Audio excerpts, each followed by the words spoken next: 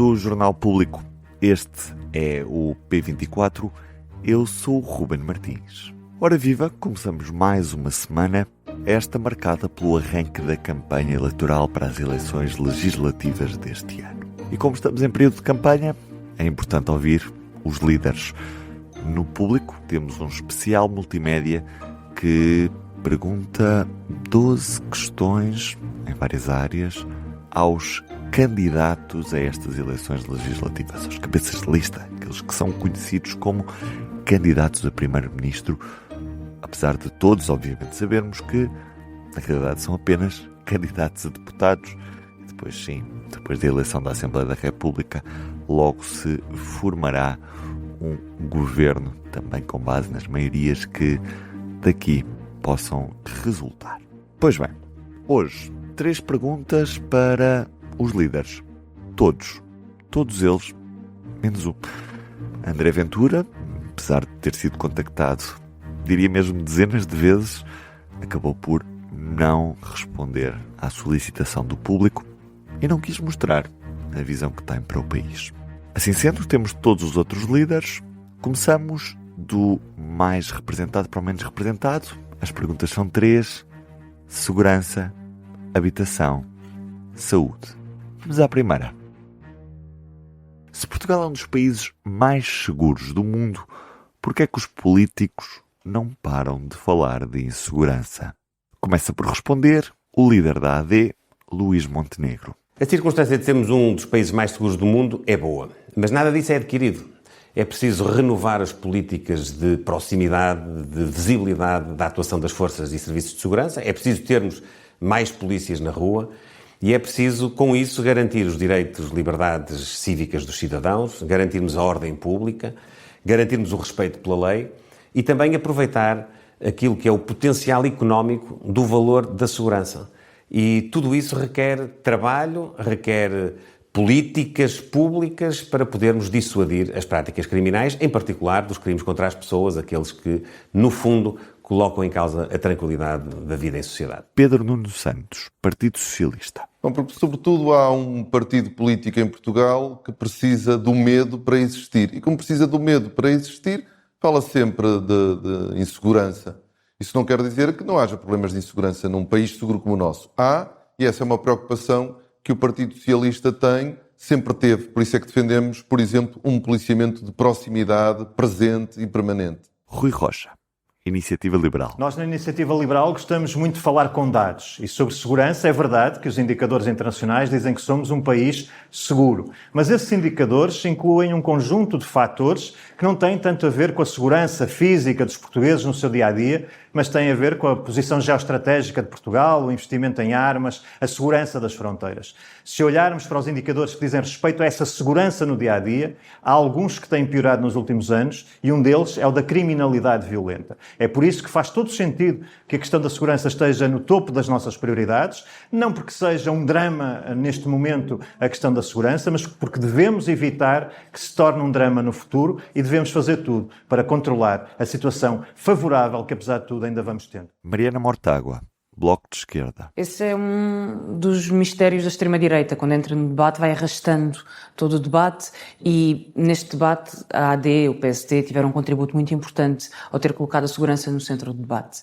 Há, sim, um problema de segurança e os dados do RASIM mostram isso, na violência doméstica, nas agressões contra mulheres, na violência de género e também nos grupos de extrema-direita. Foi essa parte do relatório de segurança interna que foi omitida e estes são os problemas sobre os quais temos que debater. Da CDU, Paulo Raimundo. Ora, isto é uma boa pergunta.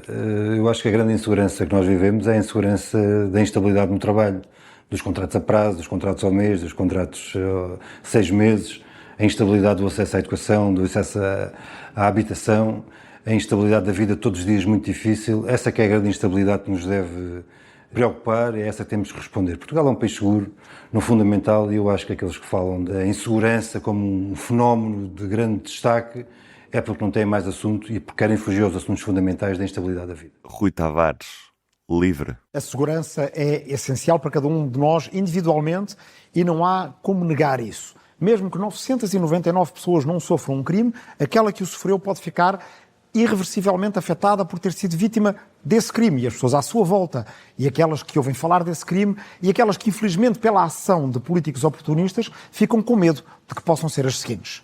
A questão não está tanto em falar ou não falar, mas na maneira como se fala, como se é pedagógico, como se explica que a insegurança está em vários aspectos da nossa vida. Por exemplo, Portugal tem ainda taxas muito altas de insegurança rodoviária. Há acidentes nas nossas ruas que deixam famílias irreversivelmente enlutadas, tragédias que se poderiam afetar. Portugal tem também um grande problema de violência doméstica dentro das nossas casas e, por isso, o LIVRE criou o subsídio de desemprego para as vítimas de violência doméstica para que pessoas possam quebrar um ciclo de violência e refazer as suas vidas em segurança. A segurança deve ser uma política integrada que cobre vários aspectos da nossa vida e essa é a maneira pedagógica de falar dela. PAN, Inês de Sousa Real.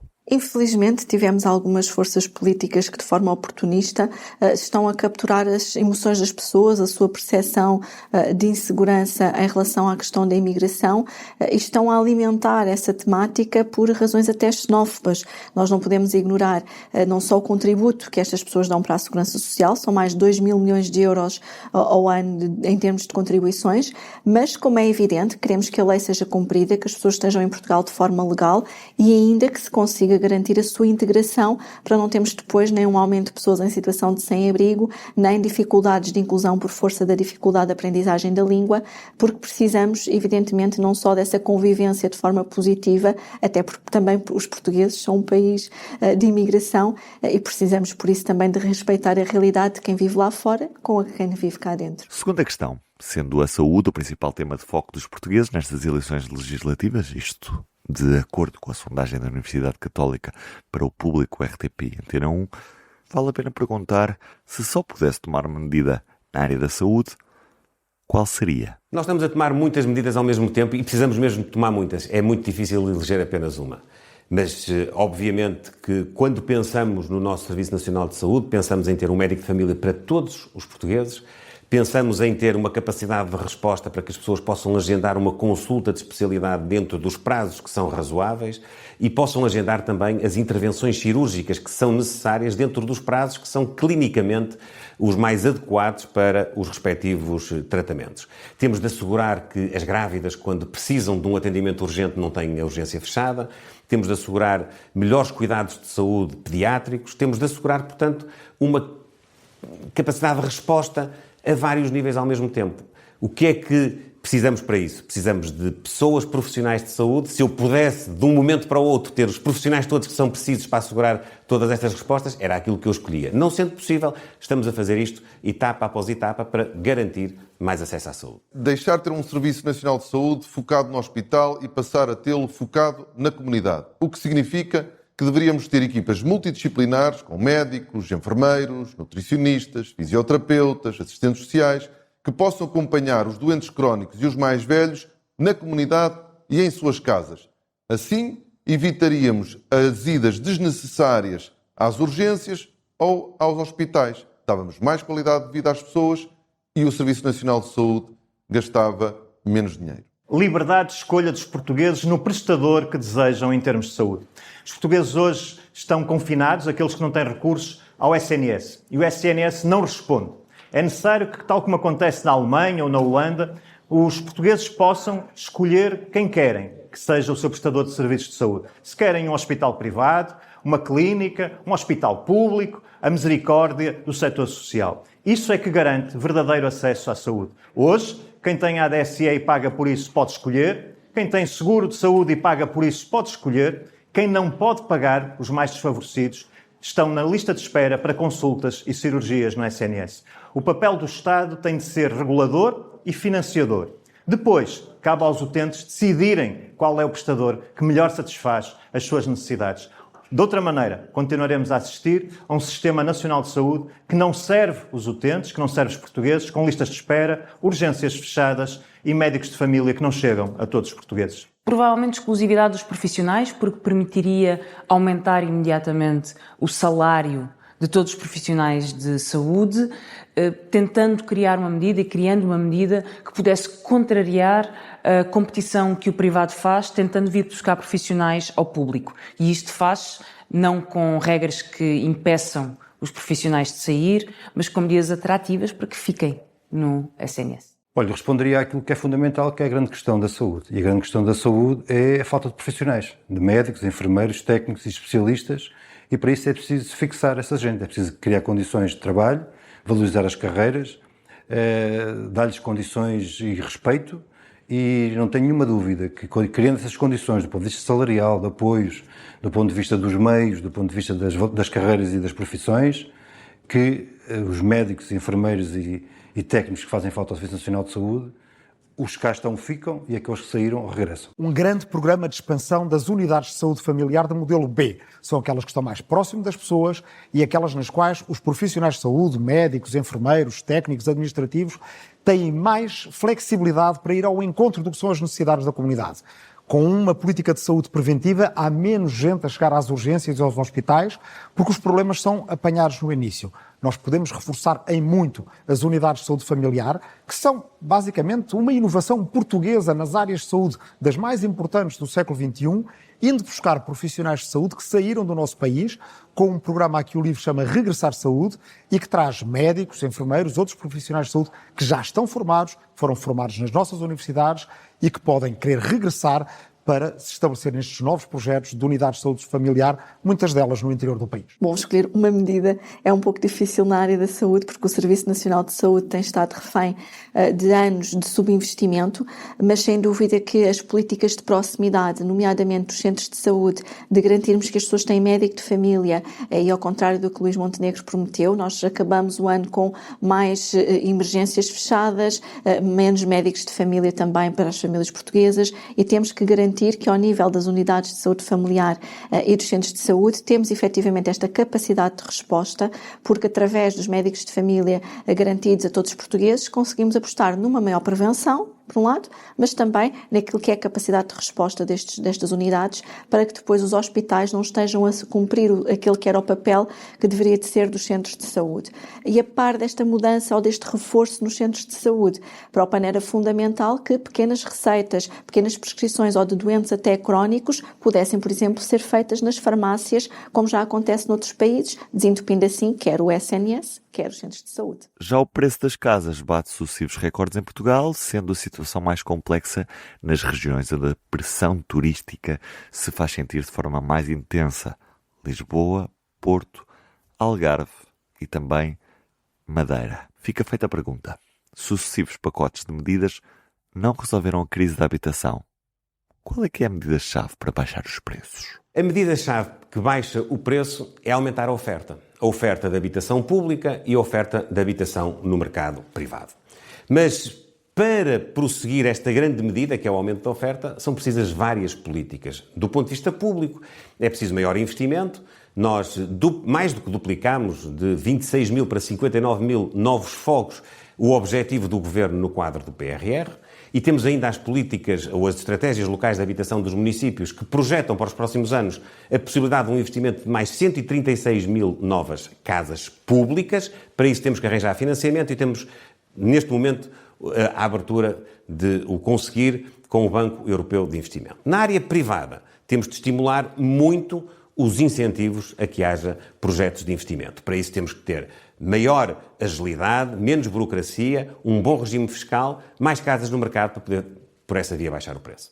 Não existe uma bala de prata para resolver o problema da habitação. E quem o disser está a mentir. Nós temos que tomar várias medidas do lado da procura e do lado da oferta. Mas eu não tenho dúvidas que uma das mais importantes é mesmo aumentarmos a construção pública de habitação. E, portanto, é por aí, aumentando a construção, a reabilitação, reabilitando imóveis do Estado, aumentando o parque público, para nós podermos ter casas para vender a preços que as pessoas possam pagar ou para arrendar a preços que as pessoas possam pagar. Portugal vive, de facto, uma crise de habitação profundíssima. É um escândalo o que tem acontecido em matéria de habitação em Portugal. Jovens que não podem sair de casa dos pais, famílias que crescem, que não encontram espaços para morar com os filhos, pessoas que não aceitam oportunidades de emprego porque não têm sítio para morar nas cidades onde esses empregos existem. Os sucessivos governos têm errado, incluindo o da AD. Tomaram medidas que trazem mais procura ao mercado, mas não acompanharam essas medidas com medidas do lado da oferta. Para nós é absolutamente necessário reduzir o IVA da construção para 6%, para que mais casas para a classe média se possam começar a construir. É absolutamente necessário acelerar os processos de licenciamento para que mais rapidamente se possa construir. E é preciso também, no mercado de arrendamento, baixar o imposto sobre rendimentos prediais, para que mais proprietários tenham incentivo a trazer mais casas e acelerar a justiça, para que quando há problemas, eles também se sintam com o conforto necessário para pôr as casas no mercado. A única medida que pode baixar o preço no curto prazo é o teto nas rendas. Um teto que diga que uma casa numa certa localização, com determinadas características, não pode ultrapassar um determinado valor, é aquilo que nos protege a todos dos preços especulativos da habitação. Hoje em dia, nas grandes cidades, o preço de um T1, de um T2, ultrapassem muito o salário, ultrapassem muito a capacidade que as pessoas têm de a pagar. Um teto às rendas, como acontece já na Alemanha, como acontece já na Holanda, seria uma medida que podia já baixar o preço das casas e não há mais nenhuma que tenha este poder, embora todas elas sejam necessárias, incluindo a construção pública e a redução do alojamento local. Olha, a medida-chave nós temos afirmado, é preciso uma caixa de ferramentas que trabalhe em 3 vertentes fundamentais. Desde logo a habitação pública, nós propomos 1% do PIB para a habitação pública, para a construção e remodelação e para transformar o património público em habitação. Essa é uma. Outra é acabar com a lei dos despejos, a famosa lei Cristas, essa lei que tem trazido para cima e tem posto fora das casas e trazido para cima os preços do arrendamento. E a terceira é pôr a banca e os fundos imobiliários a suportar o aumento das prestações das casas, com os seus milhares de milhões de lucros, a garantir que as prestações são em função da realidade que temos, e a realidade que temos é um país de baixos salários. A medida-chave é a expansão do parque público de habitação. Nós comparamos uma capital como Viena, na Áustria, que tem 60% de habitação pública e que é uma cidade muito atrativa, como são Lisboa, Porto, Funchal, Braga e muitas cidades portuguesas. Mas a diferença é que onde há 60% de habitação pública, há uma almofada para gerir todos os choques externos que afetam o setor da habitação. E nós não temos essa almofada. A habitação pública em Portugal anda à volta dos 2% e temos que chegar aos 10% até 2040. Isso se faz, evidentemente, construindo casas, facilitando, por exemplo, nas novas técnicas construtivas, a aprovação de novos projetos arquitetónicos, mas faz-se também através de um programa como o Ajuda de Casa, em que o Estado é coproprietário, é efetivamente parceiro do cidadão, em particular do jovem e da classe média, na compra da sua casa, ao financiar a entrada. E casas que são compradas no Ajuda de Casa, no arrendamento ou na revenda, têm regras específicas para dominar os preços. A habitação, ou as políticas de habitação no nosso país, são talvez dos maiores falhanços de sucessivos governos. Todos nós já conhecemos o diagnóstico da falta de oferta de habitação, dos preços que os portugueses não conseguem pagar, mas também da necessidade de termos não só um regime de arrendamento acessível, mas também de compra pública acessível ou até mesmo de parceria com os privados para que haja mais oferta no mercado e a preços acessíveis.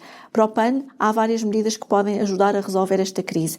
Por um lado, garantir que as autarquias têm um regime local de financiamento que lhes permita, em articulação e até em conjunto, irem socorrerem-se dos empréstimos da banca para terem oferta pública de habitação a preços acessíveis, quer para o arrendamento, quer para comprar casa, porque não podemos dizer às pessoas que não têm o direito a ter o sonho de ter casa própria. Por outro lado, garantir que o património público do Estado é reaproveitado e colocado no mercado. Temos mais de 10 mil casas que estão vazias e que poderiam servir à habitação. Estas são apenas 3 das perguntas que pode ouvir ou ver na íntegra em público.pt e também ao longo dos próximos dias na edição impressa do Público. Da minha parte é tudo por hoje. Desejo-lhe uma boa semana. Siga dia a dia, minuto a minuto, as eleições legislativas e a campanha eleitoral em público.pt. Hoje temos o debate das rádios e soundbites especial série legislativas. Até já ou até amanhã. Aquele abraço. Para não perder os novos episódios, subscreva este podcast do Público na sua aplicação preferida. Para além deste programa, há mais para descobrir em público.pt/podcasts. O Público fica no ouvido.